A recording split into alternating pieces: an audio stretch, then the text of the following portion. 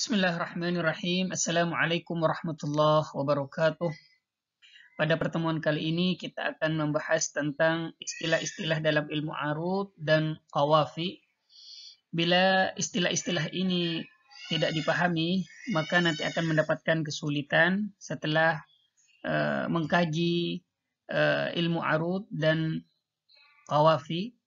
Maka perlu para mahasiswa atau pembelajar ilmu arud untuk memahami beberapa istilah yang penting yang saya tulis dalam slide berikut.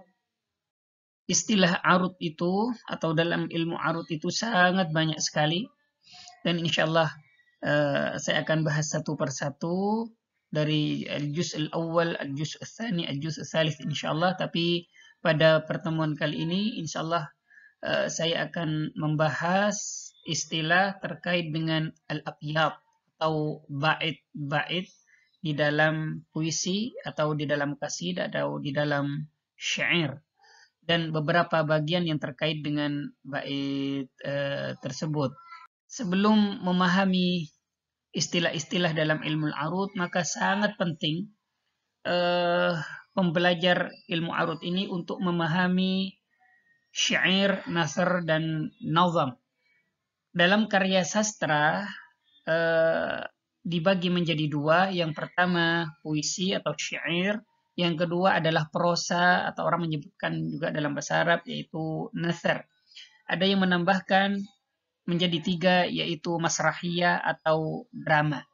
Tapi saya tidak membahas yang ketiga. Akan saya coba membahas dua. Yang pertama adalah syair, yang kedua nasr, yang ketiga nazam. Puisi itu atau syair itu huwal kalamul baligh.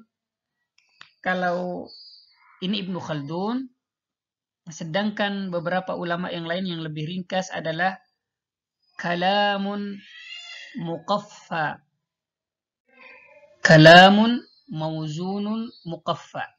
Ada yang menambah kalamun atau qaulun mawzunun muqaffa yadullu ala makna. Apa artinya? Bahwa puisi itu atau syair itu adalah ucapan yang berwazan, yang berpola, dan berqafiyah, yang mengandung makna. Sedangkan Ibnu Khaldun sangat panjang sekali. Artinya 4 hal yang tidak boleh hilang dari puisi itu. Yang pertama adalah lafaz, qaul atau ungkapan, kata-kata, tapi ungkapan itu yang berpola, berwazan, dan memiliki makna. Dan yang terakhir adalah berqafiyah, punya rima. Ini puisi. Beda dengan nasr. Nasr itu berkalam atau kalam atau ungkapan atau lafaz, tapi dia tidak punya pola, tidak ada wazan. Atau mungkin ada wazan-wazan tapi tidak stabil wazannya. Dan juga tidak terlalu menghiraukan rima. Sedangkan puisi, terutama puisi qadim yang akan menjadi kajian arud ini, yang berqafiyah, yang berima, yang jelas apa ukurannya, kaidah-kaidahnya di dalam ilmu arud itu. Itu nasr, artinya tidak terlalu mempedulikan terkait dengan wazan dan rima. Sedangkan nazam, misalkan nazam Alfiya Ibnu Malik atau Imriti atau yang lainnya, huwal kalamul mawzunul muqaffa duna syu'ur au atifa au khayal au surah.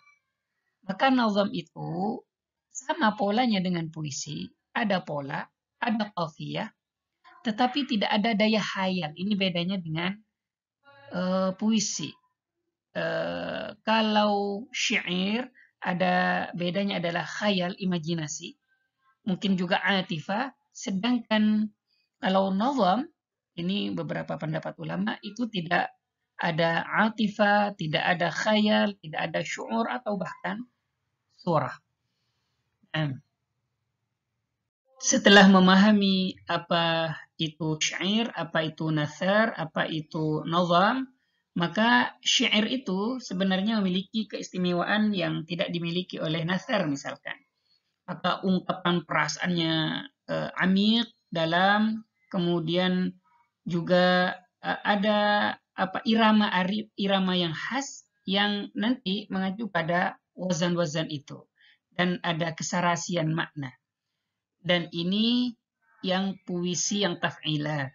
Tapi kalau puisi hur bebas, maka tidak terlalu mengacu kepada qafiyah juga wazan.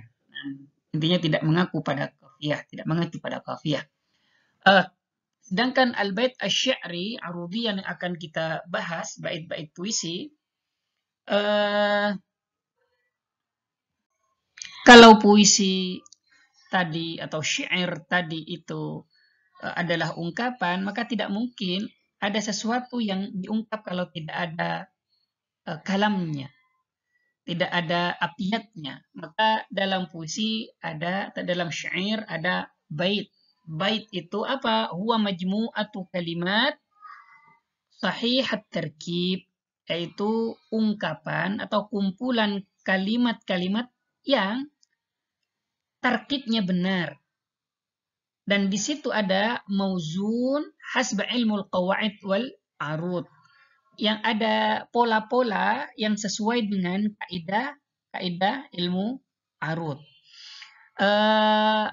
Yang di dalamnya ada iqa, atau orang menyebutkan dengan musiqiyya tuqabiluha taf'ilat muayyana. Ada taf'ilat tertentu yang dibuat dalam puisi bait ini, dibuat dalam puisi ini untuk memberi, yaitu ada wazan-wazan tertentu yang dibuat acuan oleh bait ini.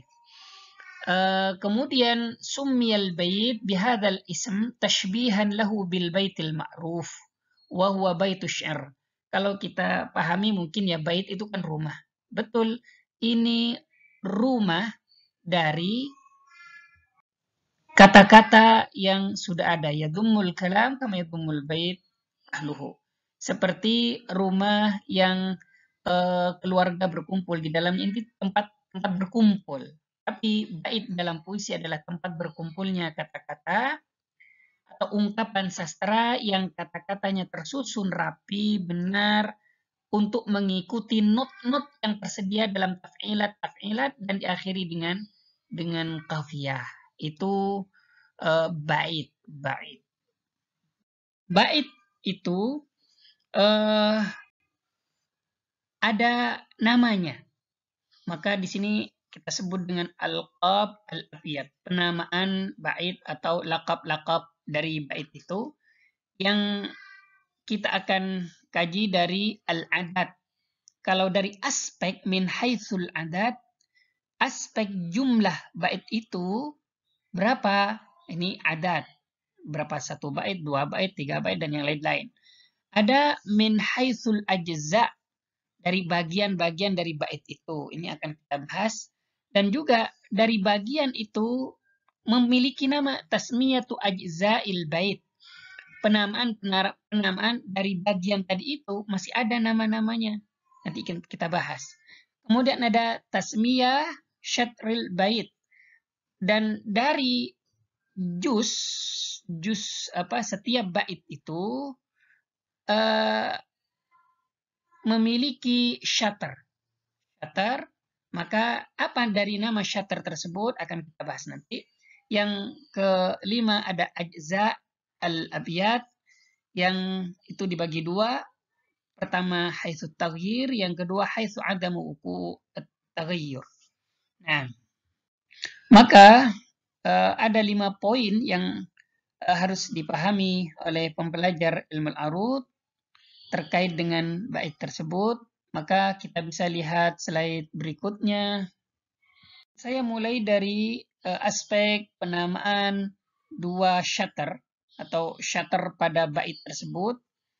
Kalau puisi Arab yang tadi telah saya bahas itu adalah lafaz, kalam, mauzun, berpola, ada pola tertentu, dan muqaffa. Maka dalam puisi, dalam bait itu ada satu bait ya, ada 2 syatr. Maka bait syatr syatr pertama disebut dengan sadr. As-sadru disebut dengan as-sadr. Atau orang nyebutnya dengan al-misra al-awwal. Misra al-awwal ini sebenarnya syatr al-awwal. Ya. Kemudian bait separuh bait pertama, syatr al-awwal itu disebut dengan sadr. Kemudian separuh bait yang kedua atau juga orang nyebutnya dengan syatr tsani atau al-misra ats-tsani disebut al-ajz. Al-ajz, ya. Separuh kedua disebut dengan al-ajz. Maka secara umum syatr atau al-misra itu baik yang pertama atau yang kedua, tapi kemudian dibatasi syatrul awal, al-misra al-awal, syatrul al-awal, syatrul tsani. Untuk memahami apa syatrul awal, maka kemudian dalam ilmu arud disebut as-sadr. Yang kedua disebut al-ajz. Al-ajz. Agar lebih dipahami, saya kasih contoh di sini. Wa kun ala hadrin linnasi tasturuhu wala yawurruka minhum sa'ru mubtasimi. Maka syatr al-awwal atau misra al-awwal ini disebut sadr. Nah, separuh ini pertama bait sya'r. Kemudian dalam bait sya'r itu dibagi dua, ada misra al-awwal atau syatr al-awwal, ada syatr tsani. Yang pertama ini disebut dengan sadr. Sedangkan yang kedua disebut dengan al-ajz. Dan rata-rata puisi dalam bahasa Arab selain hur, maka dibagi dua ini. Ya. Dalam bait tadi, sadr sama al-ajz, maka juga ada penamaan yang disebut dengan ajza al-bait yang terdiri dari al-hasyu, al-arud, dan ad-darb. Ini harus benar-benar dipahami. Yang pertama adalah al-hasyu. Apa hasyu? Yaitu taf'ilat yang selain arud dan darab. Selain arud dan darab. Itu hasyu. Sedangkan al-arud bagian akhir atau taf'ilat akhir dari sadr.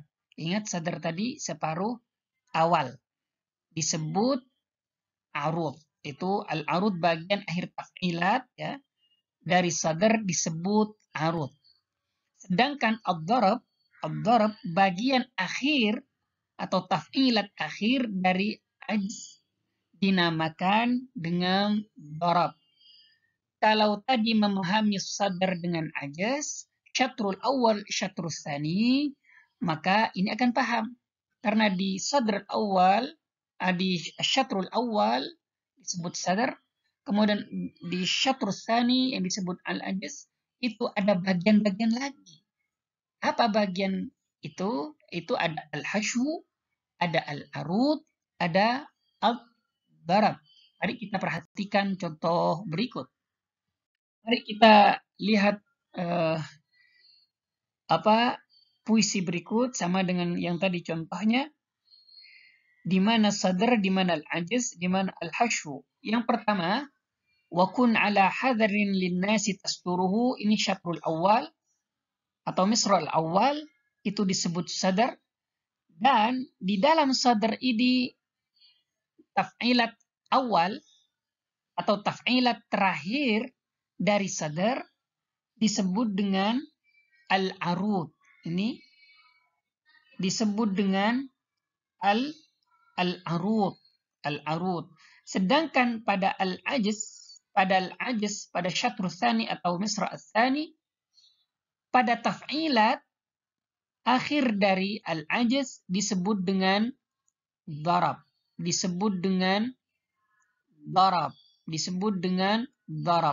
Maka selain ad-darb bagian bait ini, selain dengan darab, selain dengan arud, disebut dengan al-hasyu. Sama, baik sadr pertama atau sadr kedua disebut dengan al-hasyu.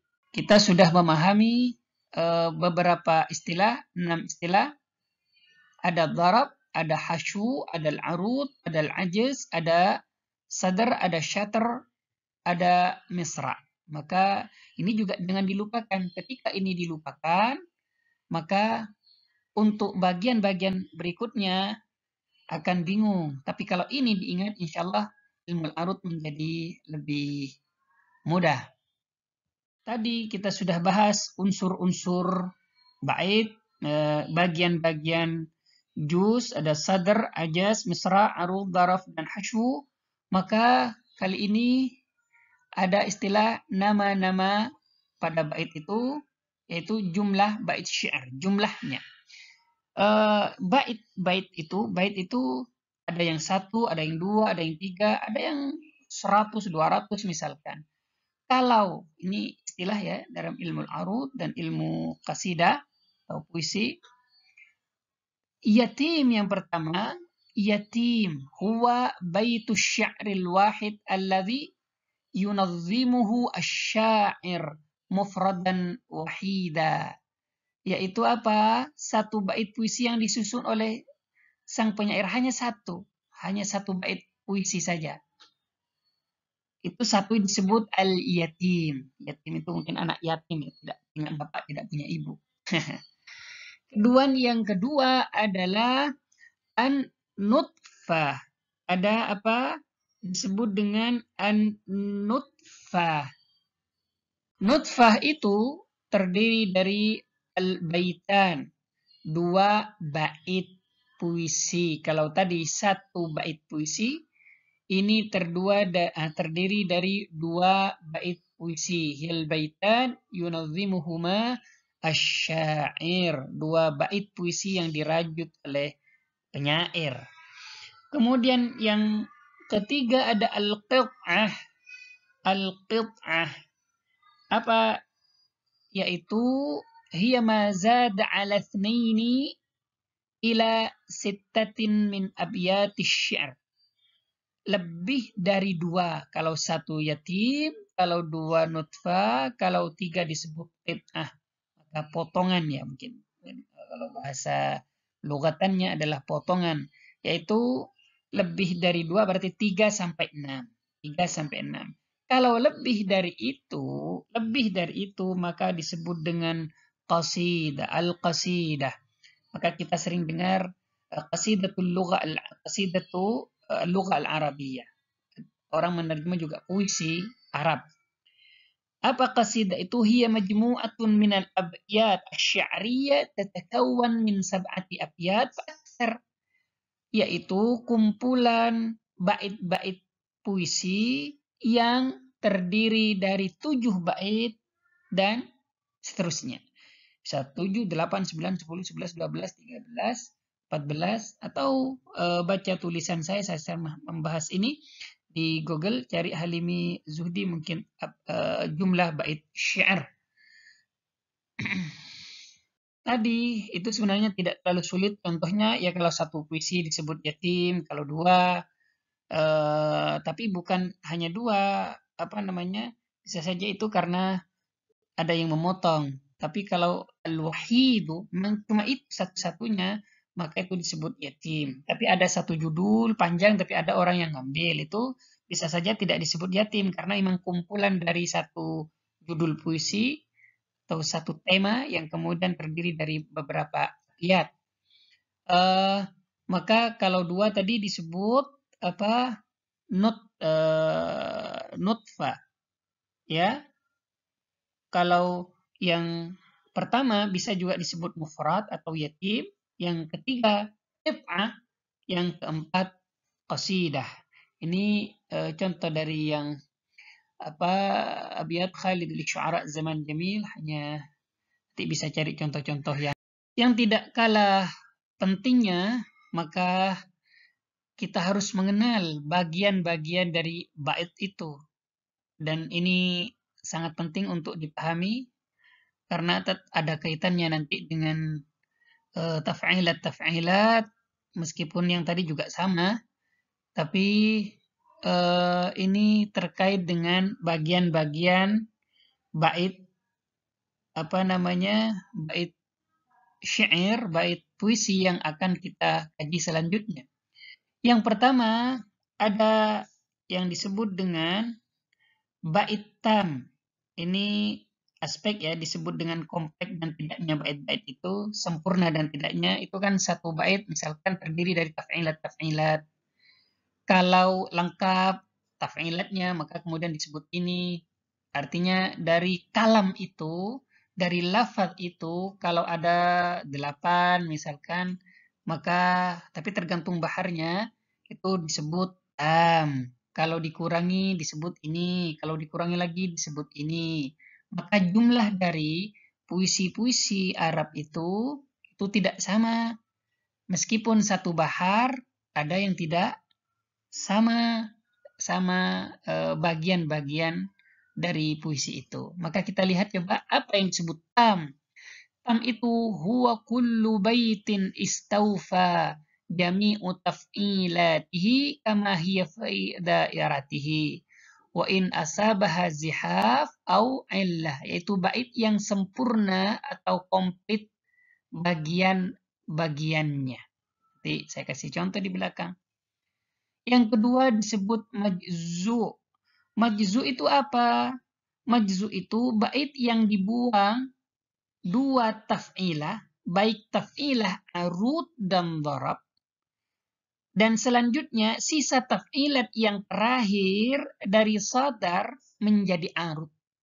Dan sisa taf'ilat yang terakhir dari ajiz menjadi dharab. Jika bait itu asalnya terdiri dari 6 taf'ilat, maka bait majzu menjadi 4 taf'ilat. Maka bait majzu menjadi 4 taf'ilat. Artinya kalau sebelumnya terdiri 6 taf'ilat, kemudian ada pembuangan-pembuangan menjadi 4 taf'ilat. Maka tidak tam lagi. Kalau sudah tidak tam, ada pembuangan, maka disebut dengan majzu. Apa? Majzu. Nah, lebih lengkapnya nanti bisa dilihat contoh di belakang. Kemudian bagian yang ketiga disebut mashtur. Mashtur. Apa itu mashtur? Huwal bait alladhi hudhifa syatruhu aw misra'uhu wa takun fihi al-arud hiya ad-darb wa yakun fi ar-rajsi wa as-sari'. Atau mungkin mudahnya gini. Bait yang dibuang misra, misra itu ya setengah bait ya. Tadi ada misra, ada syatr, ada sadr ya. Al-misra dibuang satu misra setengah bait yang ada hanya satu misra. Kalau ada dua misra, al-awwal, al-thani, satu misranya itu dibuang. Maka yang satu misra ini sekaligus menjadi sadar dan ajas. Maka sadar dan ajas itu ada pada satu misra tadi itu. Sedangkan yang dibuang ya sudah selesai. Maka tinggal satu itu yang berkumpul antara sadar dan ajas. Dan taf'ilah yang terakhir pun sekaligus menjadi arud dan darab. Karena memang tinggal separuh. Tinggal separuh. Ada mafa'ilun, mustaf'ilun, fa'ilun. Nah, ini cukup sudah. Contoh yang asalnya dua misra, kemudian dibuang menjadi satu misra. Nah, kemudian ada istilah al-manhuk. Al-manhuk huwa al-bait alladhi dhahaba thuluthahu wa baqiya thuluthuhu wa yaqa'u fi kullin min ar-rajsi wal misra. Atau mudahnya, bait yang dibuang 2/3-nya, yang ada hanya 1/3-nya. Wa baqiya thuluthuhu. Atau bait yang dibuang ya 2/3 ya, yang ada hanya 1/3, maka bait manhuk itu, hanya terdapat pada bait yang terdiri dari 6 taf'ilat. Bait yang terdiri dari 6 taf'ilat. Maka bait manhuk hanya terdiri dari 2 taf'ilat. Ingat taf'ilat ya. Taf'ilat ini mungkin akan ada penjelasan berikutnya. Kedua taf'ilat itu otomatis sebagai sadar atau sebagai sadar dan ajaz. Dan taf'ilah yang kedua maka menjadi arud dan darab. Taf'ilat yang kedua menjadi apa? Arud dan darab. Ingat slide sebelumnya, ajaz, darab, sadar, ya, arud dan darab. Nah, istilah-istilah ini harus tidak boleh dilupakan. Satu lupa maka akan berakibat nanti pemahaman yang lain. Berikutnya mudawwar. Ada yang nyebutnya mudawwar. Yaitu apa? Bait arud huwal bait alladhi takunu aruduhu wa taf'iliyah al-ula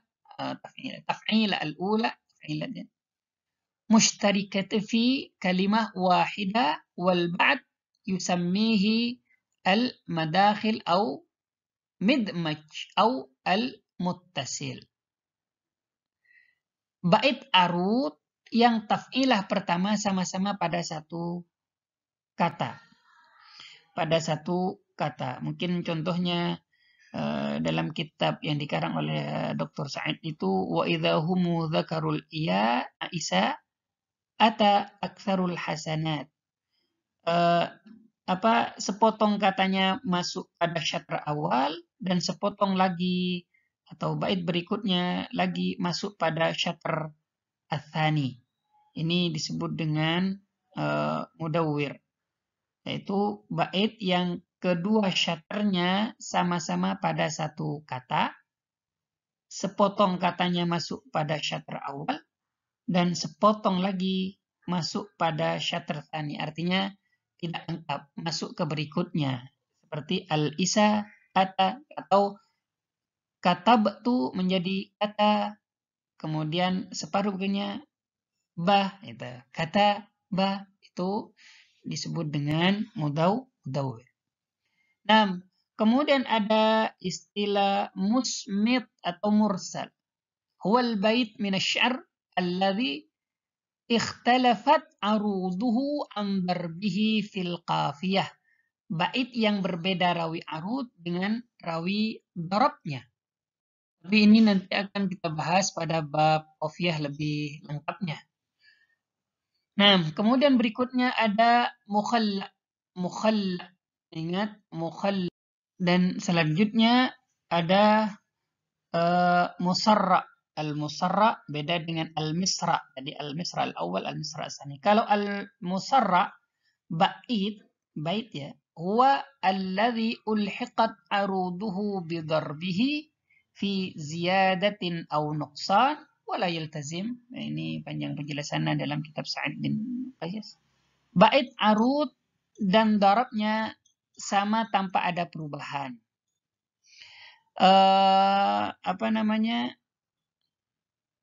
Mendapat perubahan pada arud untuk mengikuti darabnya, dan perubahan ini kita lihat kadang-kadang juga menambah atau mengurangi. Bukan tidak ada perubahan di sini, artinya ada pengurangan atau juga ada ditambah perubahan pada arudnya untuk mengikuti darabnya.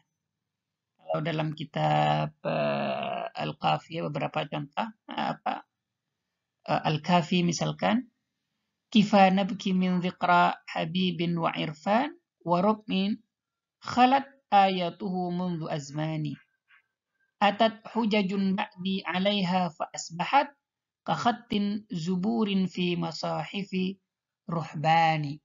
Nah, di sini ada orang yang wa irfan, azman, asbahat, ruhban, atau nanti yang lainnya nanti akan kita temui setelah kajian taf'ilat. Kemudian ada muqaffa. Muqaffa itu apa? Bait arud dan darabnya sama tanpa ada perubahan. Ini kebalikan dari tadi, yaitu huwal bait alladhi waqafat waqafat aruduhu darbahu fil wazn wa rawi duna laju ila taghyir fi al-arud. Yaitu bait yang mendapat perubahan bait dan arud dan darabnya sama tanpa ada perubahan. Sama tanpa ada perubahan. Itu muqaffa, contoh mungkin kalau tadi kifa nafki min dzikra habibin wa manzili sama dengan kifa nafki min dzikra habibin wa irfani bisidqil lawa baina dukhuli fahau mali manzili fahau mali. Ini tidak ada perubahan antara darab dan arud dan darabnya sama. Istilah-istilah lain insyaallah pada part kedua atau al-juz ats-tsani. Ini contoh dari tam. Tam ini ra'aitu biha badran 'alal ardi masyian wa lam ara badran qattu yamshi 'alal ardi.